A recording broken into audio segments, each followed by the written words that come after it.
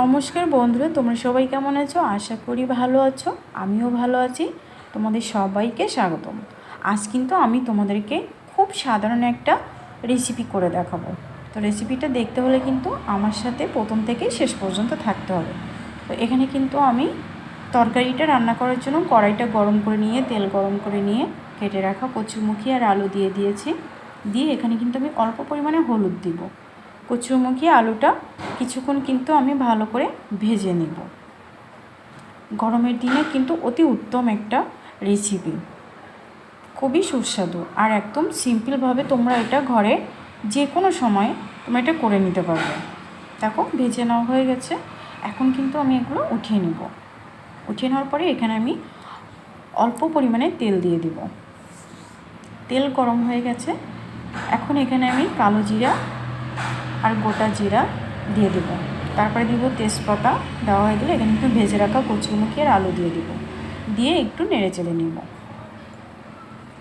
এখানে তোমরা চাইলে পেঁয়াজ ব্যবহার করতে পারো, কিন্তু আমার মনে হয় যে এখানে কচুরমুখীতে পেঁয়াজ ছাড়াই কিন্তু খেতে খুবই ভালো লাগবে।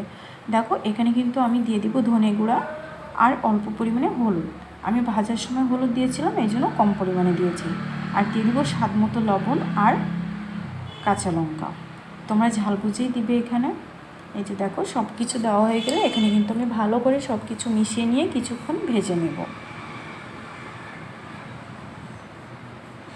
ভেজে নেওয়া হয়ে গেছে। এখন কিন্তু এই পর্যায়ে আমি ঝোলের জন্য জলটা দিয়ে দিব।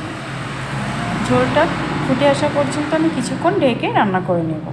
দেখো ঝোলটা কিন্তু ফুটে গেছে। এখন এখানে ভেজে রাখা মাছগুলো আমি দিয়ে দিব। এখানে ছোট সাইজের ট্যাংরা মাছগুলোই আমি দিয়েছি। এই যে দেখো মাছ দেওয়া হয়ে গেছে। এটা খুবই মুখরোচক খাবার। তোমরা মশলা ছাড়া এটা করে খেয়ে দেখবে, খেতে কিন্তু খুবই ভালো লাগবে। এখন কিন্তু আমি আবার ঢেকে কিছুক্ষণ রান্না করে নেব। যে দেখো কিছুক্ষণ ঢেকে রান্না করে নিয়েছি। কচুরমুখী আলুর ঝোলটা কিন্তু ভালো কালার আসছে, তাই না বন্ধুরা? দেখেই মনে হচ্ছে না খেতে কিন্তু খুবই ভালো লাগবে। আর এরকম ঝোল কিন্তু গরমের দিনে আমাদের শরীরের জন্য খুবই উপকারী। তোমরা কোনো মশলা ছাড়া এটা করে খেয়ে দেখবে। যে দেখো কিছুক্ষণ নেড়ে চেড়ে এভাবে রান্না করে নিব। বন্ধু তোমরা যদি নতুন হয়ে থাকো তাহলে আমার চ্যানেলটাকে সাবস্ক্রাইব করে আমার ভিডিওগুলো দেখো। ভিডিওগুলো যদি ভালো লাগে প্লিজ একটা লাইক কমেন্ট শেয়ার করো। আর সব সময় তোমরা আমার পাশে থাকো। যে দেখো তরকারিটা কিন্তু আমার প্রায় শেষের দিকে। এখন এ পর্যায়ে আমি দিয়ে দিব গোলমরিচের গুঁড়া। গোলমরিচের গুঁড়া দিলে কিন্তু তরকারি থেকে দারুণ একটা স্মেল আসে আর খেতে কিন্তু খুবই ভালো লাগে। আর এখানে যেহেতু আমি কোনো মশলা ছাড়াই করেছি, পেঁয়াজ রসুন ছাড়া, তো গোলমরিচটা দিলে কিন্তু খেতে খুবই ভালো লাগবে।